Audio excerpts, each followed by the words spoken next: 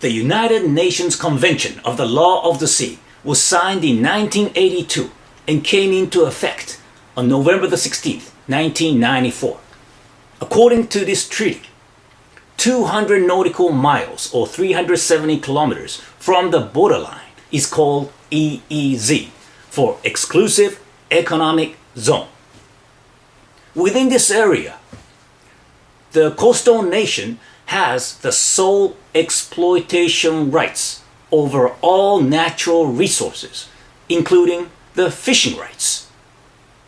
So far, 163 states have ratified this treaty. However, out of these 163, just one nation has been disobeying and violating this international law by the United Nations. And that, of course, is the communist China. China, they speak only one language, and that is not Chinese. It is power. Let me show you one irrefutable evidence that proves that the current Chinese government is violating the international law. The map right here you're seeing right now is a map of Southeast Asia. And the lines in blue, they define EEZ, the Exclusive Economic Zone, for countries such as Vietnam, Malaysia, Brunei, and the Philippines. And as I've already explained, 200 nautical miles from the coastline, the sole exploitation right is given to the nations. For example, Vietnamese, the Brunei, Malaysia, and the Philippines. Scarborough Shoal, for example, is, as you see on the map, totally within the 200 nautical miles and is considered part of the internationally recognized continental shelf, approved by the United Nations Convention of the Law of the Sea, which was signed on November the 16th, 1994, in which the Beijing government, they've also signed and ratified. Okay?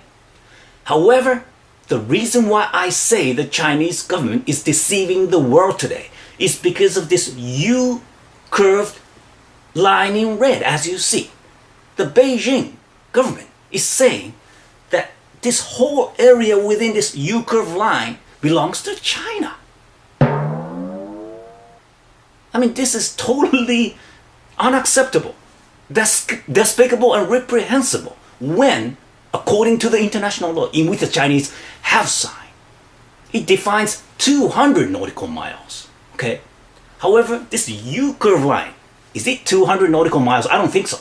I think it's more than 3 times as much. That's 600 nautical miles, 1,200 kilometers from the coastline. That is what the Chinese government is claiming belongs to them.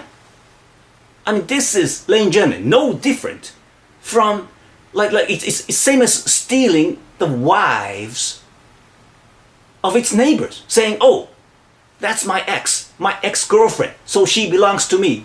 Give me your wife. Give me your wife. I need your wife too. Don't you think so?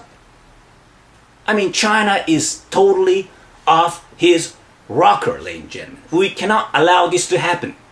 We live in the YouTube world of democracy and free speech. And it is clear that the intention of the Chinese government is that they want to create the second and third Tibet and Mongolia. Let me show you one more concrete evidence, which is angering the Asian nations at the moment. Right.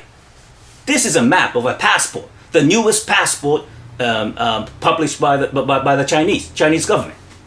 Well, it's provoking anger amongst the Asian nations. Why?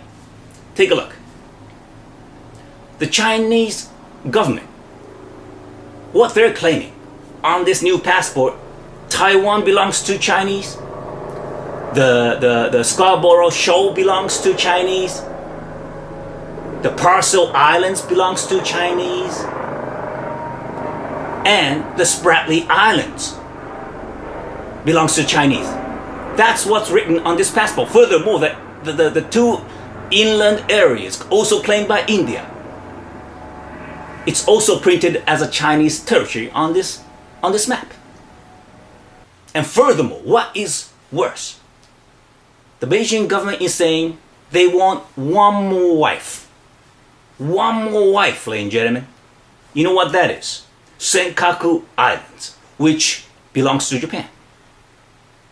I think you've heard of this dispute, but it was uninhabited until 1895 when Japan took over. Nobody lived there. That's why in 1895, Koga Tatsuhiro and his family went to the Senkaku Islands and built a fish flake factory there and lived on the Senkaku Islands for over half a century, since 1895. In spite of that, Chinese is saying, oh, that is my ex-girlfriend. Just calling it Diaoyu. That's right. The Chinese aggression and military expansionism is no different from declaring sovereignty over Mars, Venus, and even the moon. It's like a giant panda trying to eat all the bamboo shoots within its reach. And that is why I call the recent Chinese military aggression panda attack. It's no different, ladies and gentlemen, as I've been repeating. China is trying to steal the wives of its neighbors, saying, oh, they're my ex-girlfriend, so you become my wives again. We, the people of the U2 democratic free world, we just cannot allow that to happen. We have to unite this very day for the emancipation from the brutal panda attack just around the corner. Thank you very much.